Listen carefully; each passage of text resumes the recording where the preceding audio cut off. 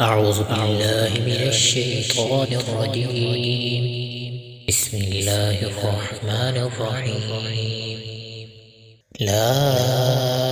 أقسم بيوم القيامة ولا أقسم بالنفس اللوامة أيحسب الإنسان أن لن نجمع عظامه بلى قادرين على أن نسوي بنانه بل يريد الإنسان ليفجر أمامه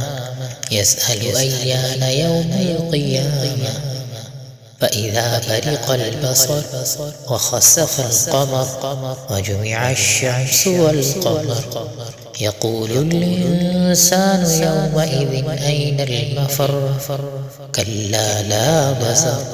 إلى ربك يومئذ المستقر ينبأ الإنسان يومئذ بما قدم وأخر بل الإنسان على نفسه بصيرة ولو ألقى معاذيره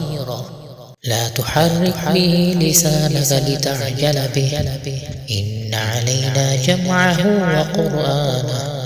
فإذا قرأناه فاتبع قرآنه ثم إن علينا بيانه كلا بل تحبون العاجلة وتذرون الآخرة وجوه يومئذ ناظرة إلى ربها ناظرة ووجوه يومئذ باسرة